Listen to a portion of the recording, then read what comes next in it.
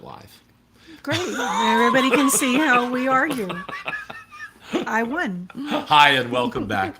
We have been away for a little while, Yes. and now we are not away. We've had an exciting time, but I do want to ask you. Exciting. It was sick in bed with the flu. Well, but also some exciting things happened. Well, We'll get to that we later. can't share. You can't share all of it. You're not allowed to yet, remember? You're still 2 more weeks? Mm-hmm. Okay. So we want you to like and subscribe, especially on Rumble. I've got Rumble, GAB, YouTube, and Facebook there, Yeah. but especially on Rumble because that is the uncancelable channel. And because we are probably this week going to get thrown off of YouTube completely. Yeah, So we're already banned. we want you to do it. We're already really banned But on YouTube. we want to talk about something that you know about. Well, we're not banned, but we're definitely or whatever it is, squish, shadow whatever, banned. shadow banned. Shadow That's banned, the right. word, not squished. But we will whatever. be. Yeah. Squished. Squished. That's what it feels like. Yes, you young people, get off my lawn. That's what it feels like, though. But you said that you've got something that you wanted to talk about. I did, and we're going to start a new segment, I kind of love a new regular segments. thing called Miss Mel Says. And this is coming off of, we had a lot of questions that came in comments on the homeschooling episode that I did. Yeah, people really like that. We're going to do some more of those and talk about parenting issues Okay. and things like that. And it's going to be called Miss Mel Says. All right. And when I was watching Matt Walsh, this was from his April 10th episode. And So yesterday. so it was so, I mean, I listen to Matt Walsh regularly, but this was so good. And what gets me really happy and excited is when I see young parents. I had to go check this on Wikipedia to check his bio because Whose bio? Matt Walsh, because I had how old is he? How old is he?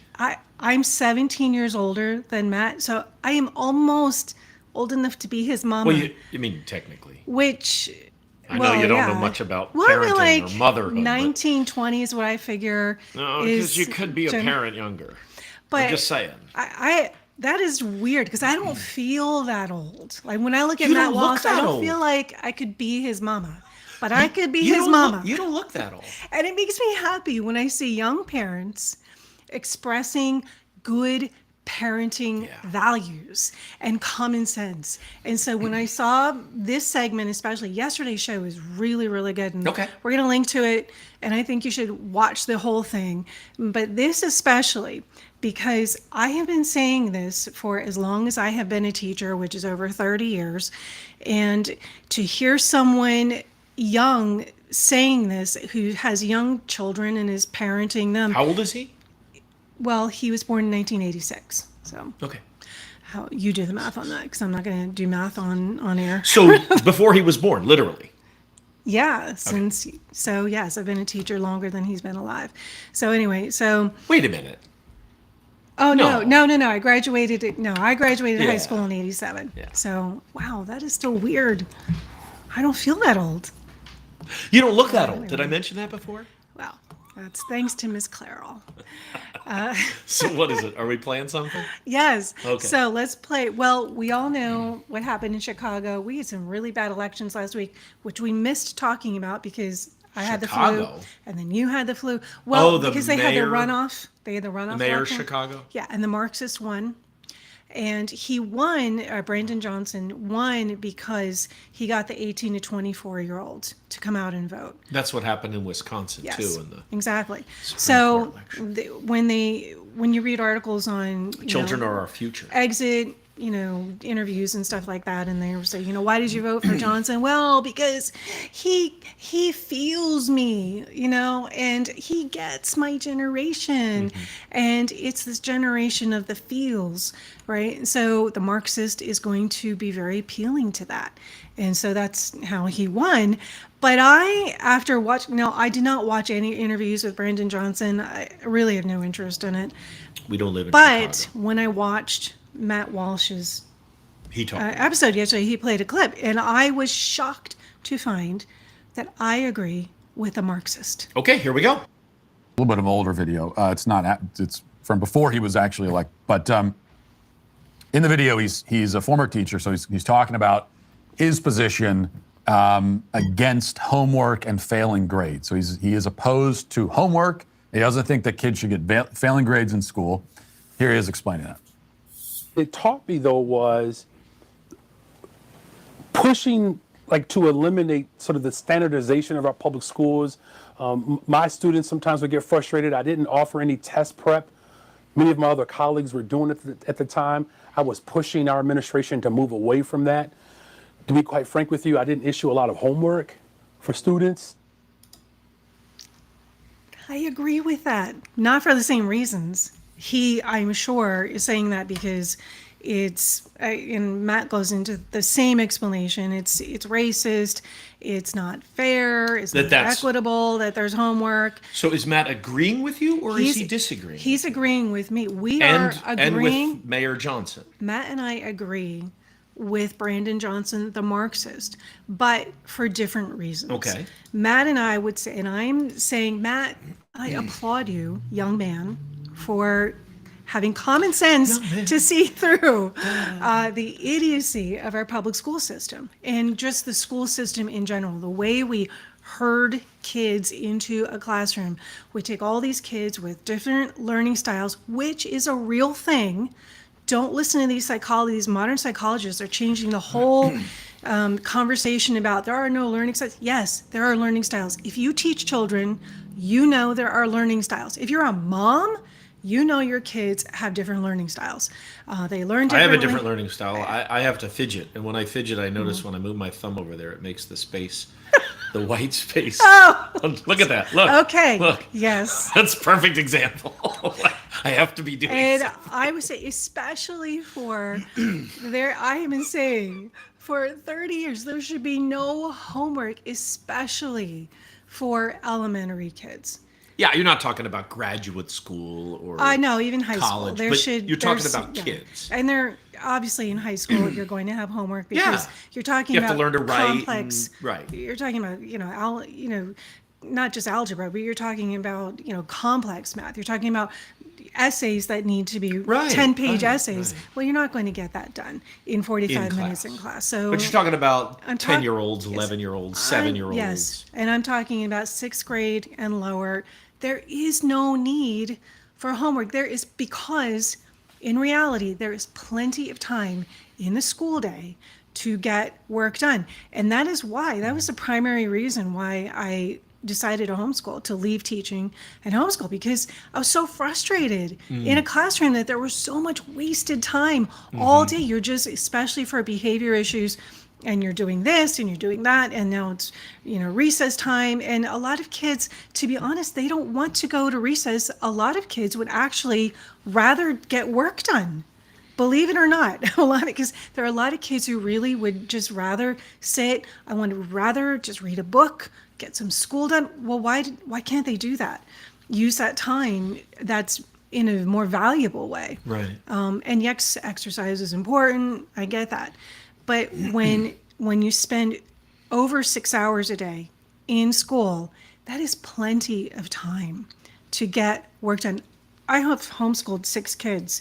You can get elementary and middle school done in 3 hours. Yeah, and I will say that it has been quite an experience watching you homeschool, because it doesn't look like anything's happening.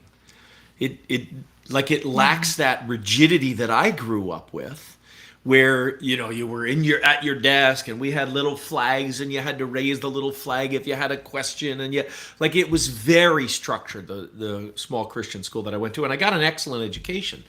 But you've shown me through our kids that you can teach kids in a way more relaxed environment where they're given an opportunity to engage with the material that's interesting to them, and they learn. And it's happened with every one of our kids. Like at some point, and I'm just watching, I'm hands off, because I'm a very hands off dad when it comes to education, just like with cooking. Because why should I cook when you could cook? It doesn't make any sense at all. Why should you cook?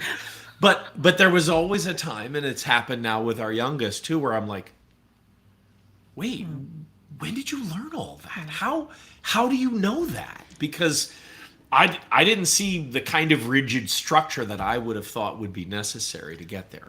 Because in what this would be more of a classical education approach, although that is more, if you go to a classical education school Yeah, or it's even gonna be use that. a homeschool curriculum, classical education, you're going to have 8 hours of work a day, which I find to be a lot of busy work and a lot of unnecessary memorization, although that is good for your brain, but that's my personal opinion.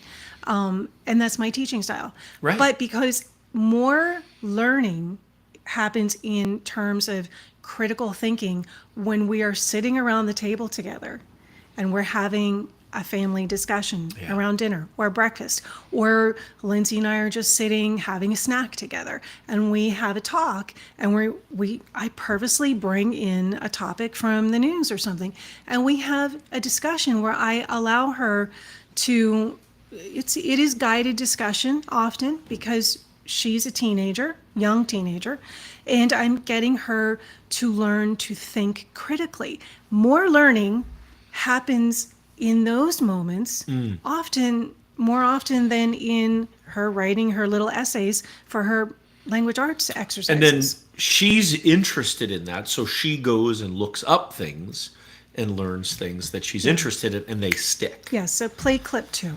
Okay, play clip 2. Homework.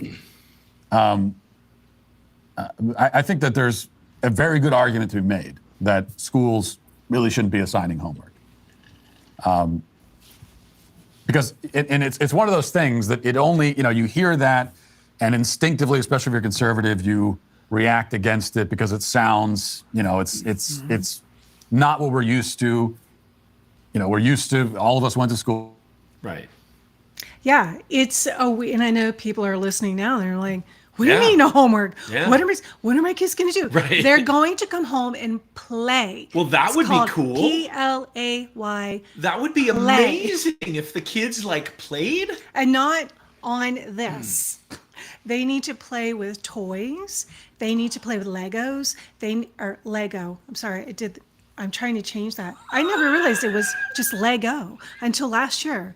I always thought Legos, they're. I think you might be getting hung up on a minor thing. I But go love ahead. that show. But it's, they need to go outside. They need to draw. They need to do coloring books. Creative They need to things. just spend time with her. This is when your siblings, your children as siblings, learn to play together and to be friends instead of take that culture of sibling rivalry that they learn in school and say, instead of coming home and saying, oh, my brother is such a pain in the rear end. No, they learn that they can actually be friends because our kids are actually friends, and they learn to be friends. So it's the they play together. unstructured times that Yes. provide that opportunity. Very, very important. Okay. You want to play clip Okay. 3? There, or you have you've got something to another one? say Sure. about it? Yeah, No. play clip 3. Listen. Yeah. When it comes to education, I defer to you. Argument to be made for getting rid of homework, kind of the absurdity of the concept of homework, and the good argument is that if we're talking about public school, you're sending your kids to this school building for 6 to 7 hours a day or longer, and they're there for 5 days a week, and you got them for 8 to 9 months of the year, if not more. You should be able to educate them and do all of your teaching within those parameters. That's all. It is a lot of time. It That is is a lot of time. And unfortunately, and I know that if teachers are watching, I know some of them are going to say, yes, there is so much wasted time in school. But I've heard teachers say that. But they're also going to say, because they have so much that is now mandated on them, they have to do all this extra social garbage, and it's mandatory, but I can't, I'm just not a capitulator. I can't do that. So what do you say to parents who, either by choice or life circumstances, have their kids in that kind of environment and the homework is coming home? I guess you have to do it, right? Well, what I have told parents over the years when they've come to me and said, because not everyone can homeschool. I advocate for homeschooling. Or wants to pay, But- the cost. Yeah, Because there's or- a sacrifice. Or can pay for private schooling. And I'm not talking just about money. I'm talking about career Yeah. changes and things you can't do. Because when you homeschool, it's expensive. And I don't mean it costs a lot of money. I mean, you give up the ability of one of the spouses to go out and get a job for the most part. And so you sacrifice that income, and therefore And it you was hard. It sacrifice- was yeah, hard. we did. It was hard. We made a lot of sacrifices. And so I strongly advocate for homeschooling, but I know that not everybody can do it. Right, so And what do you do if you're a your parent? child is in school? One thing that I've always told parents is don't be hung up on the grades. Don't be. I used to be that way. When my kids were little, I would freak out if they weren't keeping up at the pace that I thought they should be keeping up. If they got a B, I would, they got a B. And then, but you have to let go of that. It's okay.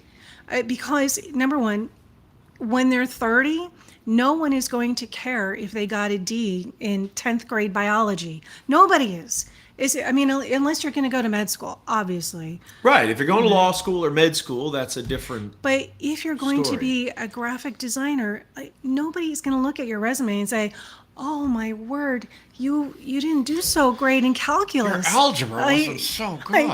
Nobody's Sorry. because they're going to want to know. Okay, trust me, nobody cares.